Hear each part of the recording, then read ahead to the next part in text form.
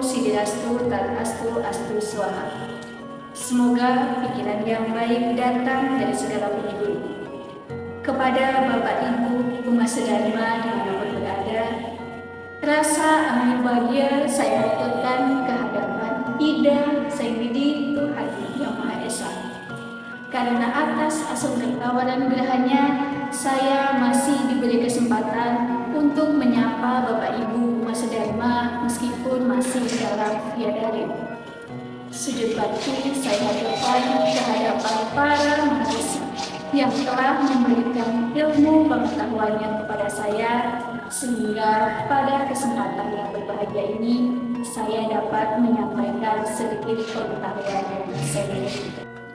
Umat sedharma dimanapun berada yang saya hormati, Indonesia memiliki banyak sekali generasi muda, dan dari generasi muda satu dengan yang lainnya tentu memiliki perbedaan, mulai dari suku, budaya, bahasa, bahkan agama. Lantas, apa yang menjadi permasalahan generasi muda pada zaman sekarang ini? Kita memasuki era di mana kedewasaan ini membuat kita bimbang antara tetap teguh pada keyakinan kita atau kita loncat dari keyakinan kita, antara kita tetap mempertahankan nilai-nilai ajaran agama atau kita mengikuti alur nafsu keduniawian. Banyak sekali permasalahan di dewasa ini adalah persoalan cinta. Cinta beda agama, cinta tanpa restu orang tua, dan cinta yang tidak bisa memupuk keharmonisan. Di manakah titik letak kesalahannya? Letak kesalahannya adalah ada pada diri kita sendiri. Seharusnya kita mampu mengekang hawa nafsu yang ada di dalam diri kita. Sebagai generasi muda, hawa nafsu tentu sulit untuk kita kekang. Bahkan untuk kita hilangkan pun sangat sulit. Tetapi berlandaskan ajaran agama, kita mampu mengekang nafsu yang ada di dalam diri kita, terutama perihal cinta.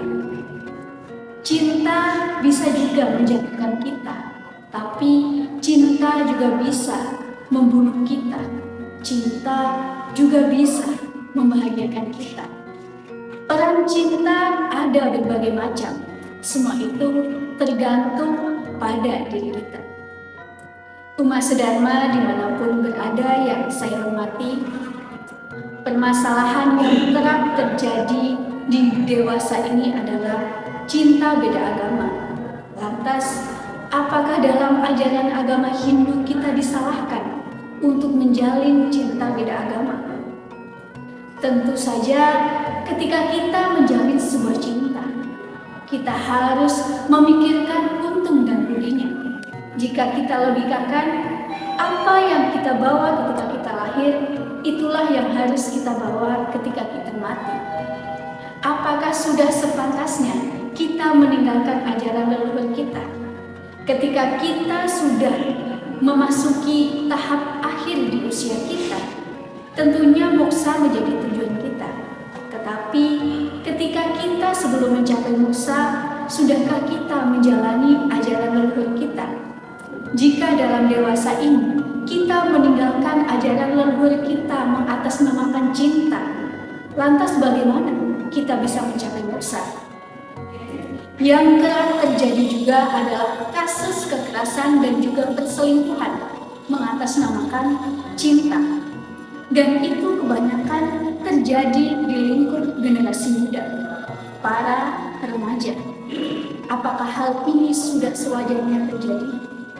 Tentu hal ini bukan hal yang benar untuk terjadi.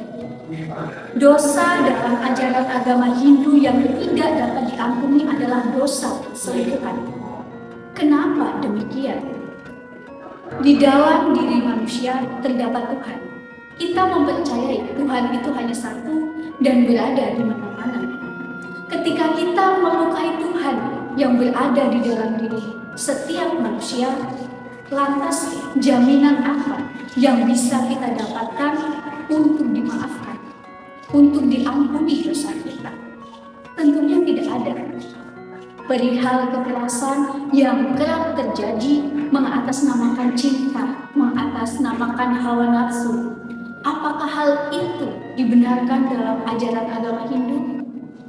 Di dalam Manawa Dharma Sastra bab 3 sloka 58 disebutkan, di mana wanita itu dihormati, di sanalah para dewa senang. Tetapi di mana para wanita itu tidak dihormati, tidak ada persembahan yang disucikan. Melihat fenomena demikian, maka sudah sepantasnya kita saling menghargai, menghilangkan namanya kekerasan. Sebab wanita adalah fondasi dari kokohnya sebuah cinta. Jika cinta itu goyah, maka marilah sama-sama antara wanita dan lelaki saling berkontribusi, saling introspeksi diri. Karena di mana wanita dihormati, di sanalah para dewa akan merasa senang. Ketika dewa merasa senang, tentunya waranugraha akan selalu berlimpah pada kita. Bapak Ibu, Mas Dharma dimanapun berada, sebagai generasi muda, tentunya kita mampu memaknai cinta itu sebagaimana mestinya. Janganlah kita menyalahartikan kalimat cinta.